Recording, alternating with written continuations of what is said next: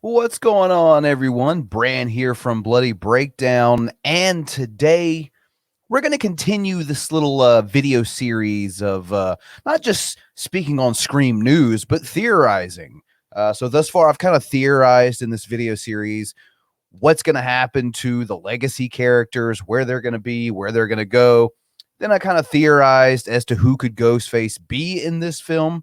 One or multiple killers, as I guess we all have a pretty good idea at this point in the Scream franchise. But today, I wanted to talk about the opening kill and who that's going to be. So before we get into it, just a reminder, everyone, if you enjoyed this video, please, please, please give it a thumbs up if you haven't already, because I've noticed something about my metrics here. A lot of you are watching, but you're not subscribed. That's bullshit. You should remedy that by subscribing.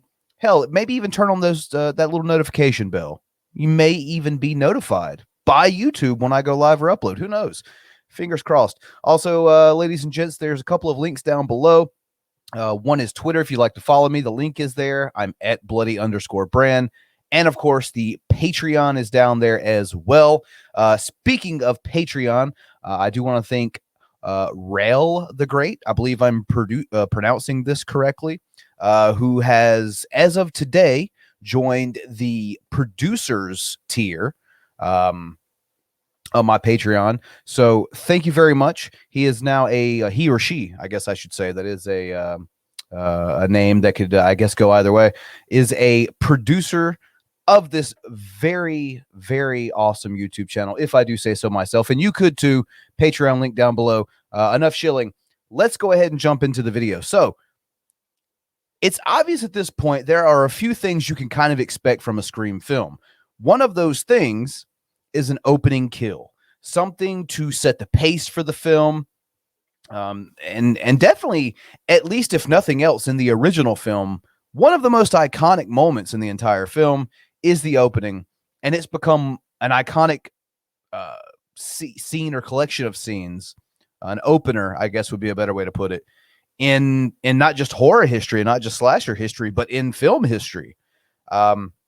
So it is something that goes a long way. It's a tradition, and it's something that a lot of people are curious about. So I think it's time we do a little theorizing. So let's just say this. Let's just say I've made a little list here. I've made a list. And these are characters that I believe have the opportunity is going to come that they may be Ghostface's very first victim in this film. So first and foremost, I wanted to go ahead and talk about this one. I don't really believe that it's going to happen, but it's something that a lot of people want me to talk about. It's kind of like in the last video I made about who is Ghostface in this film. And I had a couple of people in the comments be like, why didn't you bring up Stu? It's like I really, as cool as that could be if done properly, I really don't see it happening. So I just kind of left that out. But I'm not going to do it with this one because I know people want to hear this topic being discussed. So there's Selena Gomez.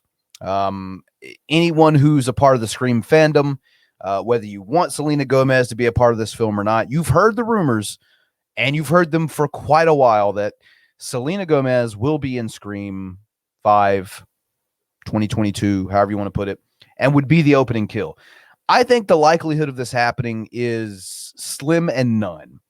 However, there was one moment where I did kind of question that, and it was back last year when filming was in full swing, and we had seen a couple of images inside the home they were filming in, and it was the home that it was very reminiscent of Casey Becker's home in the original film.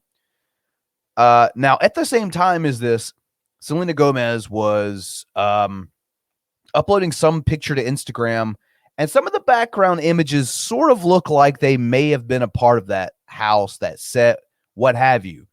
Other than that, I really don't see many solid reasons to believe that she'll be in this film, let alone the opening kill. But if she is, I think that more than likely you could be looking at a scenario that I've heard others discuss, that she would be the third Carpenter sister along with Sam and Tara. Once again, I think it, definitely, since this film is going to be centered around those sisters, I believe, one or both of them, it could be an interesting way if done that way. But I got to tell you, once again, the likelihood of this happening up here in my mind, I don't see it happening. But if it is, I can say that I spoke about it on a video. So there you go. Because at the end of the day, that's what these things are, right? My opportunity to say, haha, I told you so, if anything on this list goes down. So speaking of Casey Becker, up next is a character that threw out a red flag to me as an opening kill the very minute I saw her character's last name, and that is Liv McKenzie. So it's been confirmed that Liv McKenzie is a relative or lives in the house just down the street from where Casey Becker was killed. If you recall, in the original Scream, the original film in 1996, Casey's parents said, or her father says, get in the car, drive down to the McKenzies. So it was obviously this is a reference to that. This person lives in that house. As far as I know, is definitely a relative of those people. And I think it would be kind of interesting to kind of flip that on its head. I mean, that, like I said, that kind of stands out to me as a red flag of a possible opening kill. You could kind of get the Halloween H2O treatment, where Liv McKenzie's parents could come home and maybe one could say to the other, get in the car and drive down to the Beckers. Kind of have that backward, just like H2O did. I think it was H2O that did that. So yeah, I mean, it's not like a big thing other than that, other than the connection to the original film and that line and where they're located. I really, there's not anything else to say on this one. I think it's just a red flag for me, given the fact that this character lives in the house down the street from Casey Becker. She was the first opening kill, the best opening kill. So I think it's a possibility that this character could be filling those shoes come January 2022.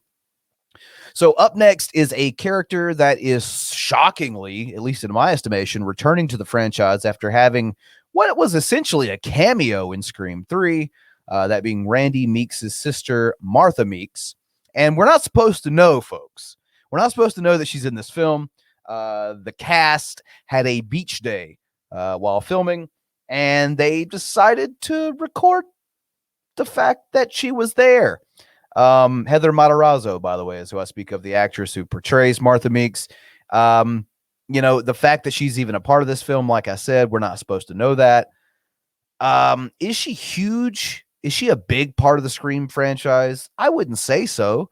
Her character is related to Scream royalty, so that could account for something. Also, the fact, she popped up, she gave us Randy in part 3. And I guess, for lack of a better term, was a bit of an interesting character. I think that she's probably, of all the characters we know right now, she's the most expendable returning character.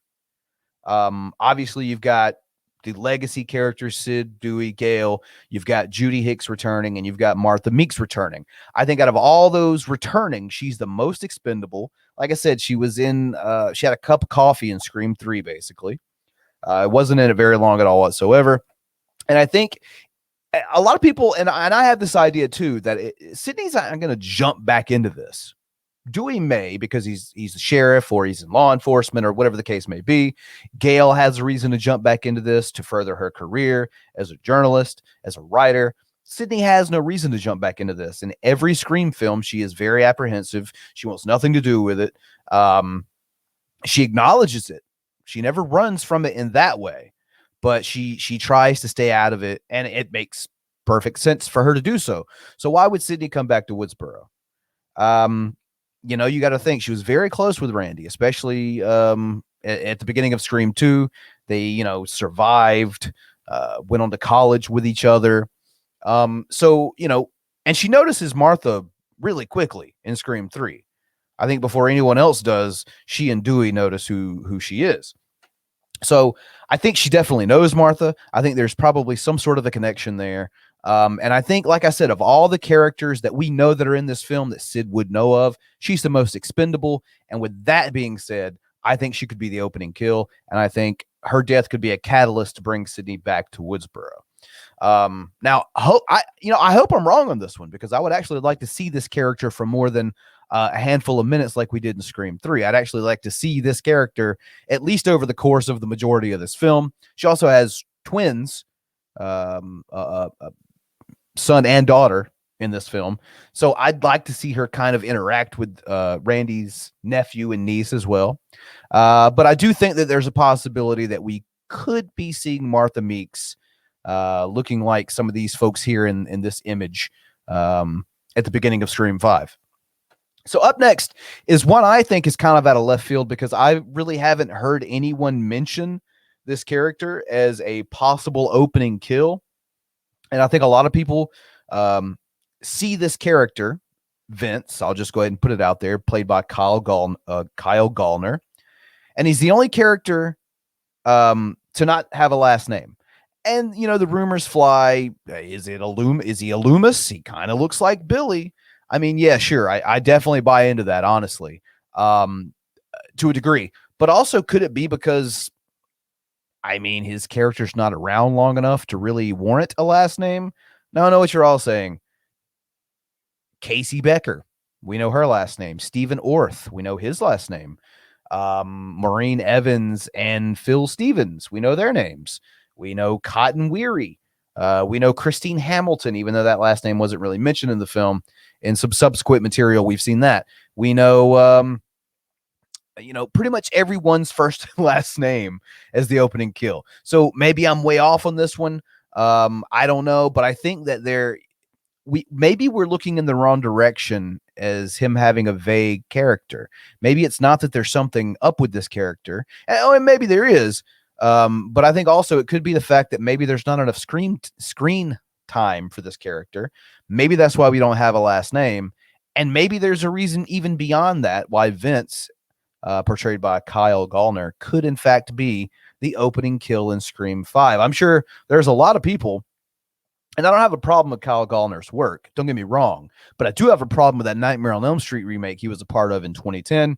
And I'm just saying, Ghostface murdering him could be kind of cool. I don't know. Just saying. So there's another one. So we're up to 4 potential possible opening kills right now. And I know these opening kills usually come in 2s. And I do have, I think a lot of these could be this character and another character, kind of throwaway characters. Because let's be real. Like, who gives a shit about Steve Orth? Who gives a fuck about Christine from Scream 3? A lot of times it's really focused on one character. There may be 2 deaths, but one of these characters is always generally just a throwaway character. I'm sorry, Omar Epps, that they did you that way. I think he probably had more lines than any other not main opening kill character in the franchise. Maybe I'm wrong about that. I don't know. Maybe Marnie gives him a run for his money. But coming up next as to who could be the opening kill, I mentioned earlier about Martha Meeks being the most expendable returning character. I think another character returning that is pretty damn, I think you could kind of put them next in line, let's say that, is Judy Hicks. This film, from all intents and purposes that I've seen, that I've heard, is relying heavily on the first film. They're even calling it Scream, for fuck's sake. And the fact that Judy Hicks is returning, unless she's just in the background most of this film, just as a cop again, there's got to be some kind of connection we're missing here. From Scream 4 to Scream 2022. I think it's very possible that Judy could end up being the opening kill. Excuse me. And I'll tell you why. If you look back at someone like Cotton Weary, and these Scream films always have your 3 main legacy characters survive, and then kind of like a +1. If you look in the original, I think Randy was that +1 in Scream 2. Cotton was that +1 in Scream 3. Detective Kincaid was that +1. And in Scream 4, Judy Hicks was that +1. Now, you do see at the beginning of Scream 3, Cotton was off very quick. Could we be looking at the same scenario for Judy Hicks in Scream 5? Could it be that she's really only in this film to provide the catalyst for things to come together? for Dewey to take notice, obviously, for Gail to take notice. They know Judy. For Sydney to potentially take notice about something. Not that she's necessarily close with Judy, but her character, here's the thing. If she's not the opening kill, if she's not disposed of fairly soon, I think that we're probably going to get to go into her past in Woodsboro, specifically at Woodsboro High, going to Woodsboro High the same time during Scream 1, but wasn't a part of those events, was kind of in the background, according to her. I think one of those two things is happening, but I got to be real with you. Either way, I think Judy Hicks is probably leaving Scream 2022 in a body bag, and I'll leave it there. So there's one more, I guess I should say two more, but I'm putting these in as one or both as an opening kill. And I think it's kind of ballsy to pull this move, and I don't think it will happen. It's definitely not at the top of my list of what I really am predicting will happen.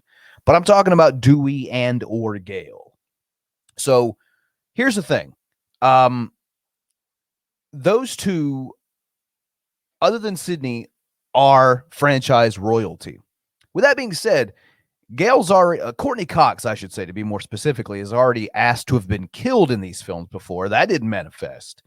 I think most people get the idea that if you're going to off one of the legacy characters, Dewey is the guy to go with. I disagree. I say Gail.